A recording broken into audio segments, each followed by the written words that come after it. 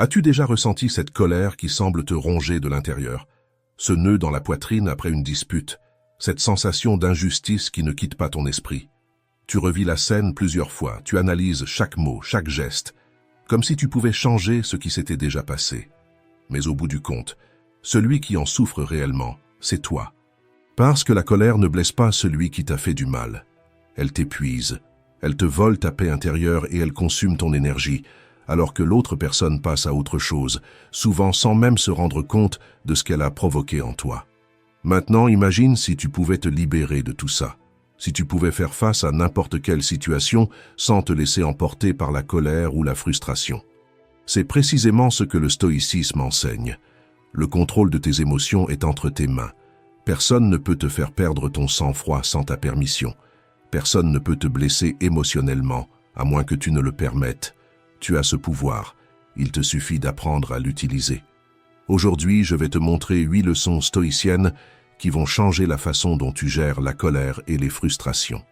Ce sont des principes éprouvés par le temps, appliqués par certaines des plus grandes figures de l'histoire, comme Sénèque, Épictète et Marc Aurèle.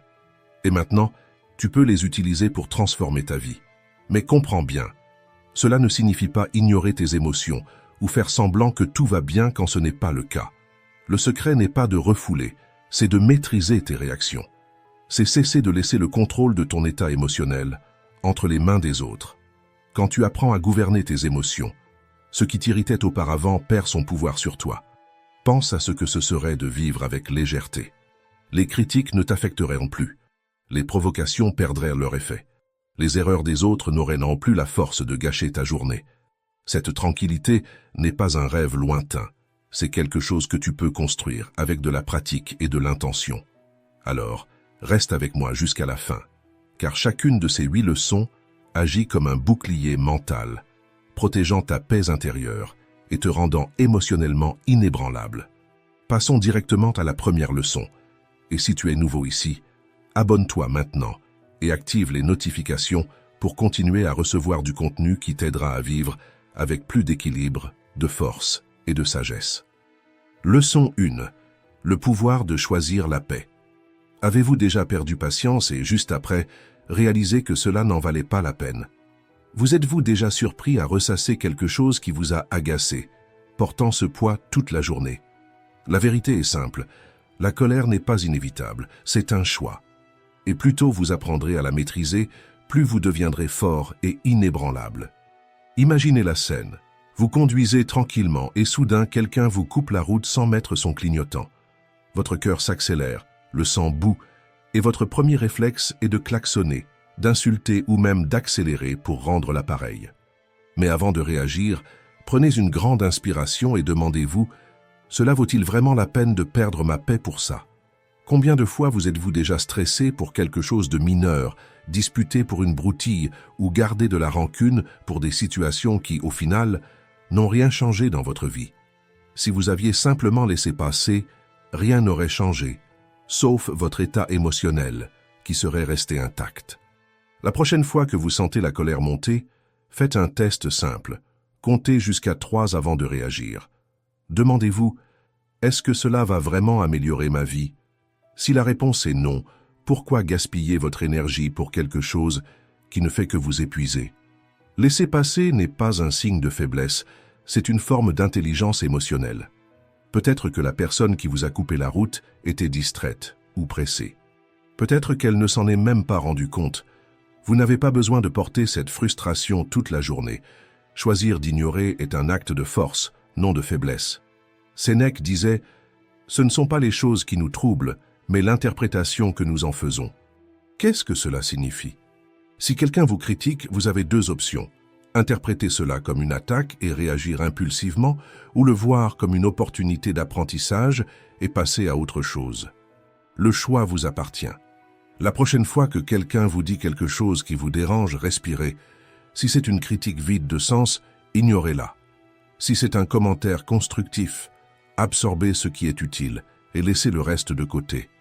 Répondre avec calme, sans élever la voix, est un signe de force, pas de faiblesse. Celui qui garde le contrôle détient le pouvoir. Épictète nous enseigne une vérité puissante.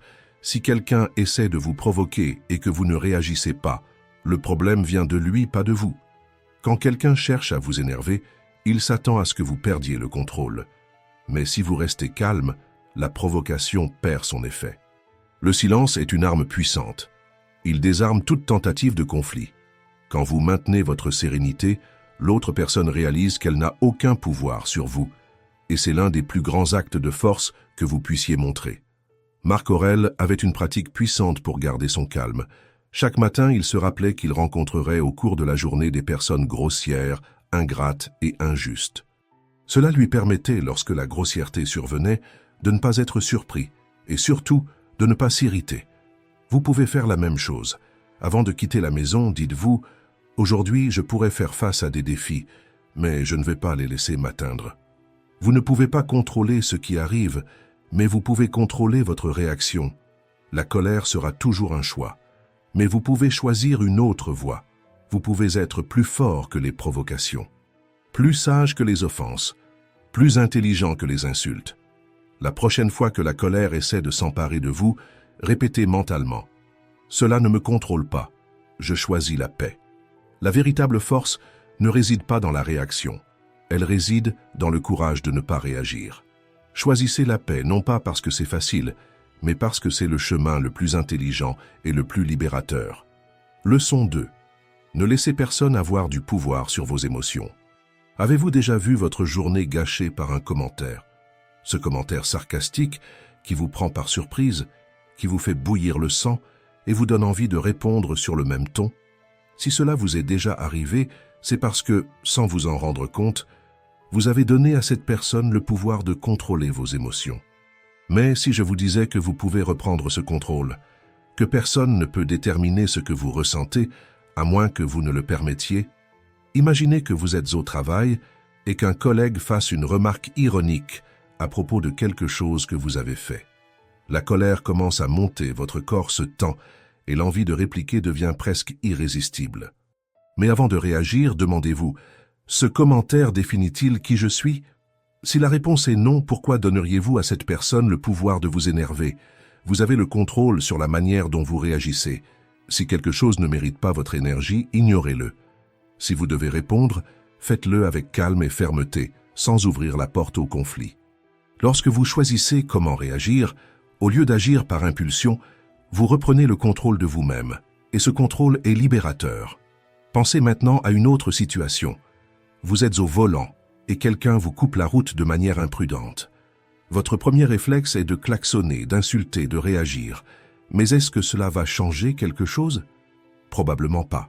La personne ne s'en rendra même pas compte, ou tout simplement, elle s'en fiche. Vous avez deux options.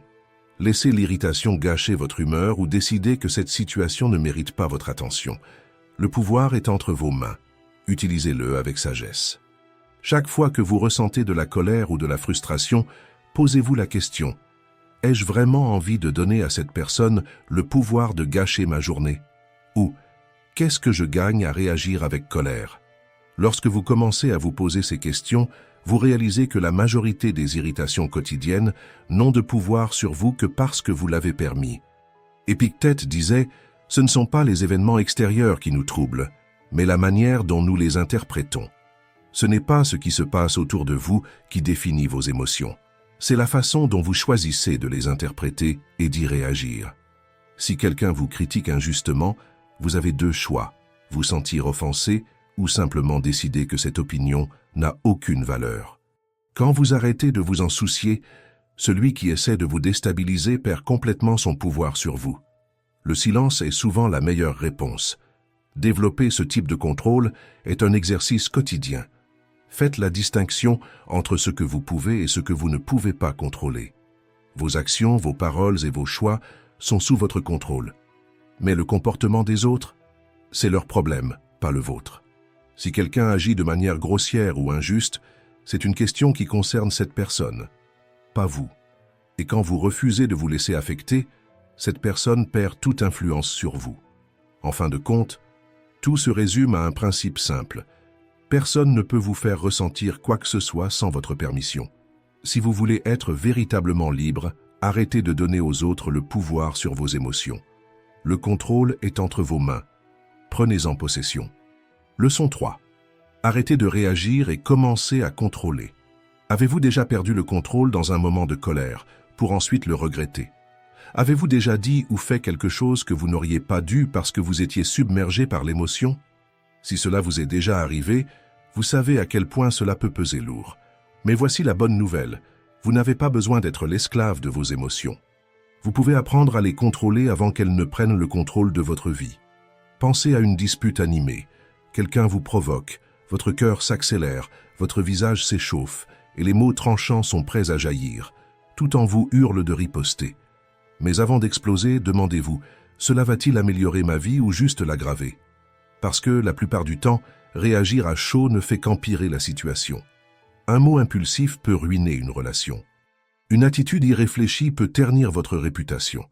Et quand la colère retombe, que reste-t-il? Le regret. La prochaine fois que vous sentirez votre patience s'épuiser, essayez quelque chose de simple, mais de puissant. Arrêtez-vous et respirez. Cela semble évident, mais le simple fait de respirer permet à votre esprit rationnel de reprendre le contrôle. Comptez jusqu'à 10, si nécessaire. Si vous sentez encore que vous pourriez perdre le contrôle, éloignez-vous. Accordez-vous un moment de répit. Marc Aurèle disait « Si quelque chose d'extérieur te trouble, ce n'est pas cet élément qui te perturbe, mais le jugement que tu en fais. » Autrement dit, ce n'est pas ce qui arrive qui vous déstabilise, c'est l'interprétation que vous donnez à la situation. Maintenant, imaginez un autre scénario. Vous recevez une critique sévère, peut-être injuste. Votre premier réflexe est de répliquer ou de ressasser ces paroles pendant des heures. Mais qu'est-ce que cela résout réellement? La véritable force ne réside pas dans le fait de crier plus fort ou de prouver que vous avez raison. Elle réside dans le fait de garder votre calme, d'absorber ce qui est utile et d'ignorer le reste. Si quelqu'un vous critique, faites une pause et demandez-vous, cette critique a-t-elle un fondement? Si oui, apprenez-en quelque chose. Sinon, ignorez-la simplement et passez à autre chose. Votre paix intérieure vaut plus que n'importe quelle provocation. Quand vous apprenez à rester calme, le pouvoir change de main. Vous n'êtes plus contrôlé, c'est vous qui contrôlez. Et la peur, elle peut aussi être une prison. Imaginez que vous devez relever un grand défi, une présentation importante, une décision difficile, une conversation qui pourrait tout changer. Votre cœur bat la chamade, votre esprit imagine des scénarios catastrophiques et vous pensez à abandonner.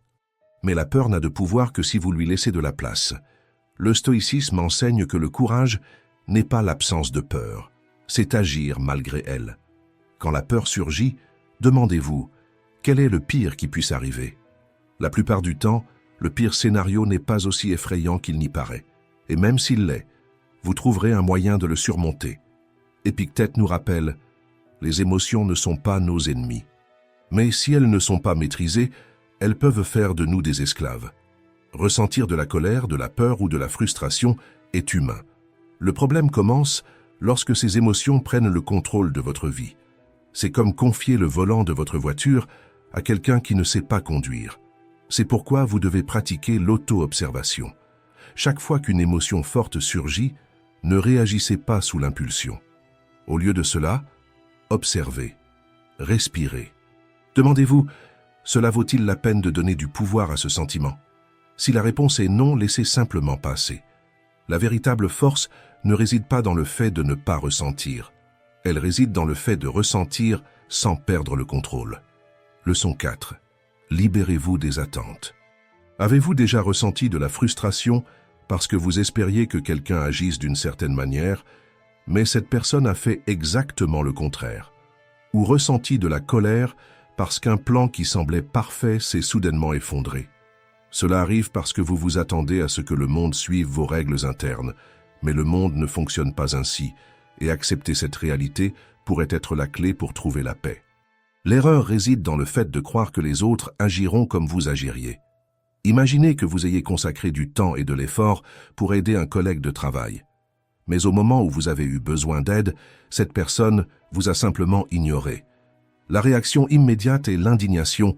Comment quelqu'un peut-il être aussi ingrat? Mais le problème ne vient pas de l'attitude de l'autre, le problème vient de ce que vous attendiez en retour. Vous avez aidé en espérant une réciprocité, mais cette règle n'existait que dans votre tête.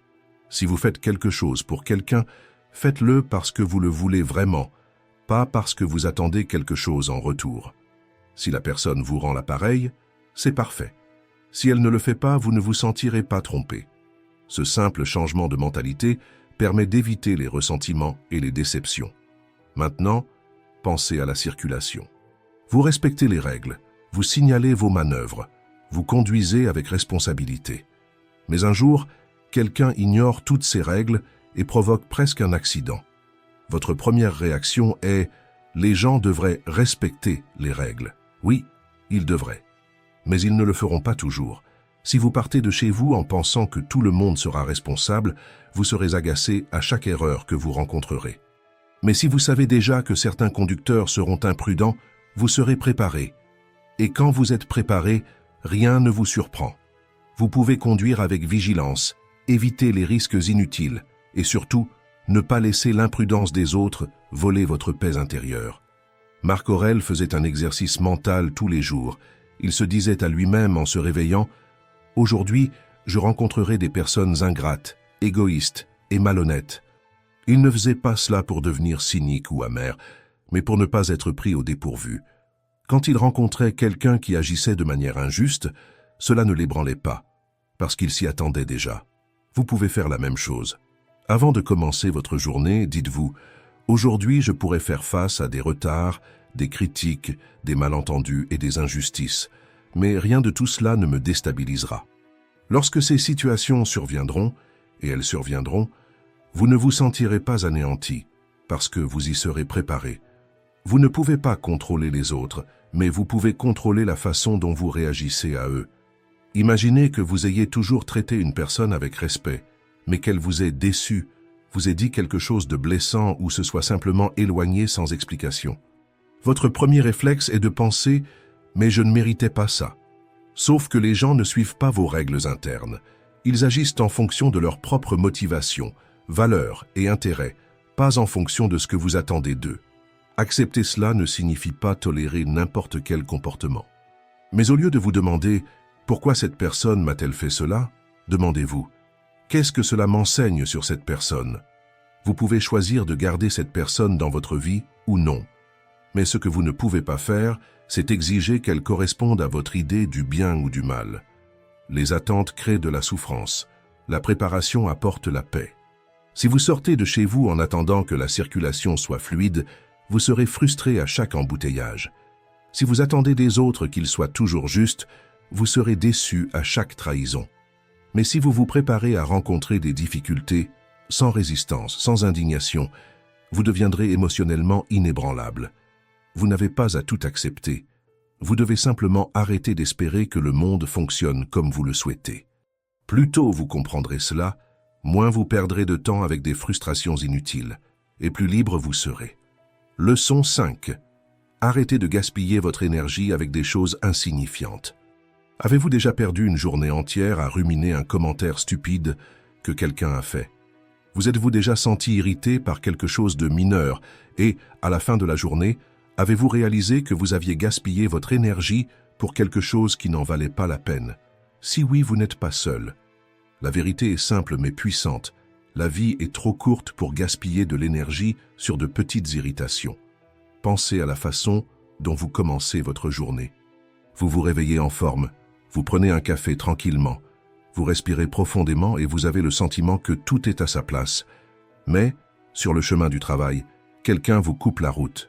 Votre premier réflexe, vous plaindre, klaxonner, insulter. Mais réfléchissez une seconde. Est-ce que cela change quelque chose? La personne va-t-elle revenir en arrière et s'excuser? La circulation va-t-elle s'améliorer? Bien sûr que non. La seule chose qui change, c'est votre humeur, qui se dégrade instantanément. Vous commencez la journée dans un bon état d'esprit, mais vous abandonnez votre paix intérieure au premier obstacle qui se présente. Maintenant, essayez autre chose. Quand quelque chose de mineur se produit, posez-vous cette question. Est-ce que cela mérite vraiment mon attention?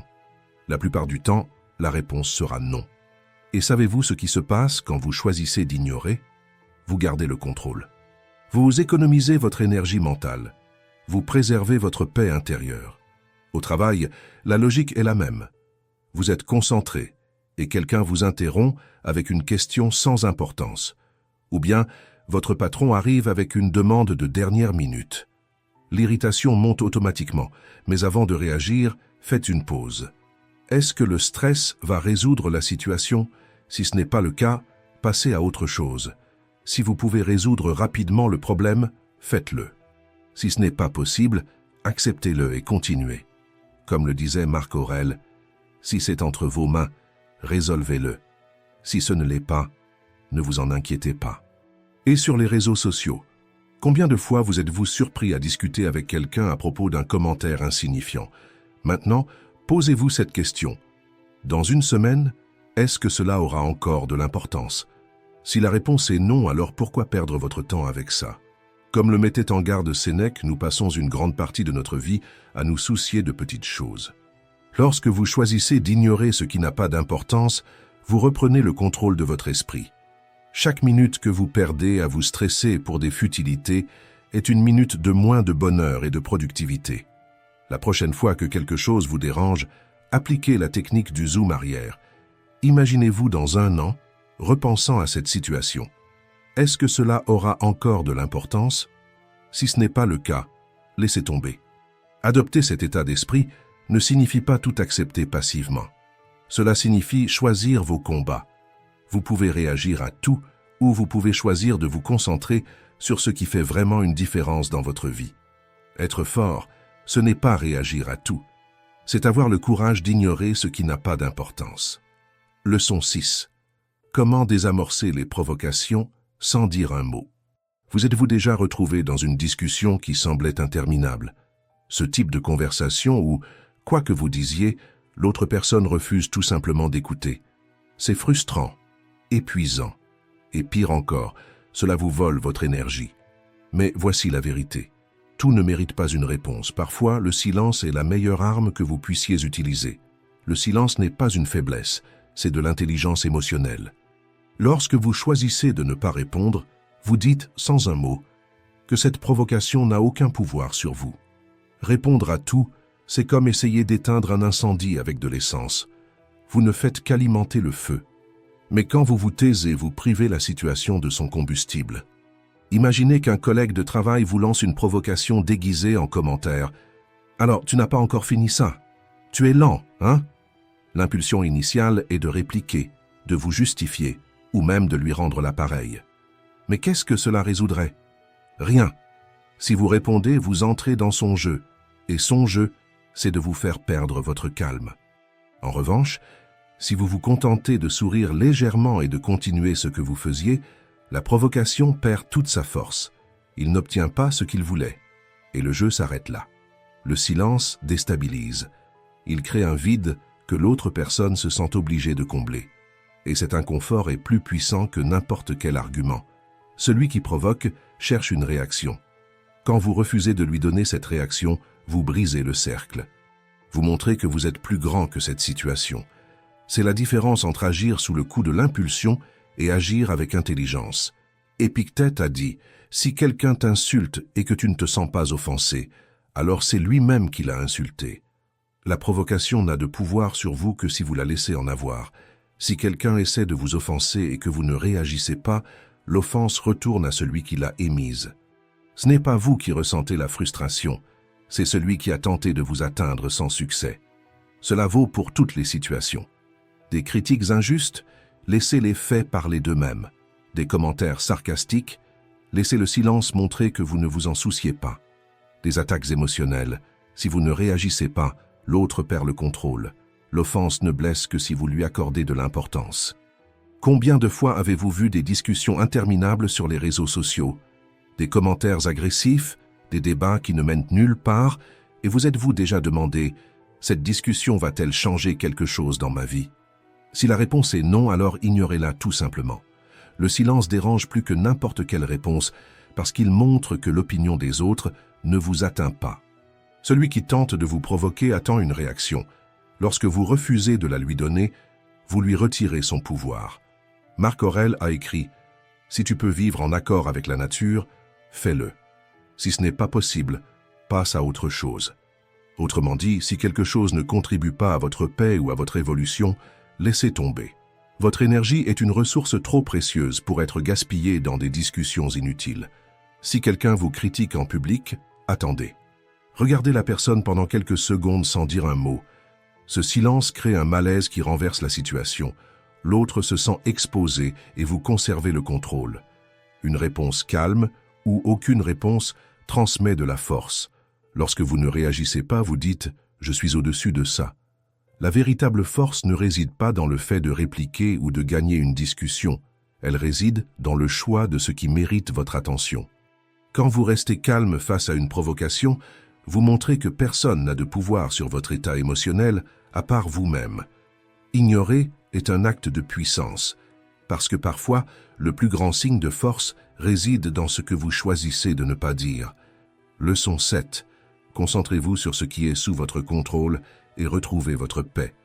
Vous êtes-vous déjà senti frustré par quelque chose que vous ne pouviez pas changer? Avez-vous déjà dépensé de l'énergie à vous énerver face à une situation totalement hors de votre contrôle? Si c'est le cas, vous n'êtes pas seul. C'est l'un des plus grands gaspillages émotionnels. Et le pire, c'est que presque tout le monde tombe dans ce piège. Le stoïcisme enseigne une vérité simple mais puissante. Concentrez-vous sur ce qui est sous votre contrôle et libérez-vous de ce qui ne l'est pas. Cela semble évident, mais la plupart des gens font exactement le contraire. Ils se préoccupent de l'opinion des autres, du comportement d'autrui, du passé qui est déjà derrière eux et d'un futur qui n'est même pas encore arrivé. Ce cycle ne fait qu'engendrer de l'anxiété, de la frustration et une fatigue mentale, car vous essayez de contrôler ce qui n'a jamais été entre vos mains. Imaginez maintenant que vous êtes coincé dans les embouteillages. La pluie commence à tomber fortement, les voitures devant vous avancent à peine, et vous réalisez que vous allez être en retard à un rendez-vous important. Votre premier réflexe pourrait être de vous plaindre, de klaxonner, de blâmer les autres conducteurs ou la ville pour ce bouchon. Mais rien de tout cela ne changera la situation. Vous ne contrôlez pas le trafic, ni la pluie, ni le temps, mais vous contrôlez votre réaction. Vous pouvez prévenir que vous serez en retard, mettre un podcast à écouter et simplement respirer profondément. Cela ne fera pas avancer le trafic plus vite, mais cela vous aidera à rester calme. La différence entre ceux qui vivent stressés et ceux qui gardent leur sérénité ne réside pas dans la situation, mais dans la réponse que vous choisissez d'y apporter. Au travail, le principe est le même. Imaginez que vous vous êtes investi dans un projet, que vous avez livré un excellent résultat, mais que le mérite revient à une autre personne. Votre premier réflexe pourrait être de vous révolter, de ressentir du ressentiment ou même d'envisager d'abandonner. Mais est-ce que cela changera quelque chose? Pouvez-vous contrôler la décision de vos supérieurs ou garantir une reconnaissance immédiate? Non. Mais vous pouvez contrôler votre dévouement, votre évolution et votre recherche de nouvelles opportunités. Vous pouvez choisir de vous apitoyer ou d'utiliser cette expérience comme un carburant pour progresser. Ceux qui réussissent réellement ne sont pas ceux qui reçoivent le plus d'éloges, mais ceux qui transforment chaque obstacle en une motivation pour avancer. Dans les relations personnelles, le même schéma se répète. Combien de fois avez-vous espéré que quelqu'un vous traite avec plus de respect, valorise vos efforts ou exprime de la gratitude? Vous pouvez être la personne la plus loyale, dévouée et généreuse, et malgré cela, être traité avec indifférence. Alors que faire? Vous attrister? Exiger de la reconnaissance? Devenir amer parce que l'autre personne ne répond pas à vos attentes? Ou accepter que vous ne pouvez pas changer les autres, mais que vous pouvez changer la façon dont vous réagissez à eux? Si quelqu'un ne vous valorise pas, vous pouvez choisir de vous éloigner. Si quelqu'un vous traite avec manque de respect, vous pouvez vous affirmer ou vous retirer. Si quelqu'un vous déçoit, vous pouvez accepter que cela en dit plus sur l'autre personne que sur vous. Ce qui est hors de votre contrôle peut certes affecter votre vie, mais cela ne devrait jamais gouverner votre état émotionnel. Épictète disait « Ne cherche pas à diriger ce qui ne dépend pas de toi. Cherche à diriger uniquement ce qui dépend de toi. » Lorsque vous cessez d'essayer de contrôler ce qui est hors de votre portée, votre esprit devient plus léger. Votre énergie est dirigée vers ce qui compte vraiment et vous reprenez enfin le contrôle de votre vie. Le secret n'est pas de contrôler ce qui se passe, c'est de contrôler la façon dont vous y réagissez. Parce que ce qui est à l'extérieur de vous peut être un chaos, mais ce qui est à l'intérieur de vous peut être un lieu de paix. Leçon 8. votre esprit est votre refuge.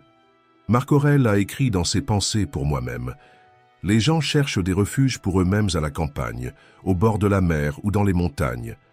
Mais ils ne réalisent pas qu'ils peuvent, à tout moment, se retirer en eux-mêmes. Lorsque nous sommes irrités ou submergés, notre réaction immédiate est de vouloir fuir, quitter la maison, s'isoler ou même voyager. Mais le véritable refuge ne se trouve pas dans un lieu physique. Il est en vous. Votre esprit peut être votre abri le plus sûr, le seul endroit où vous pouvez trouver la paix, peu importe ce qui se passe autour de vous.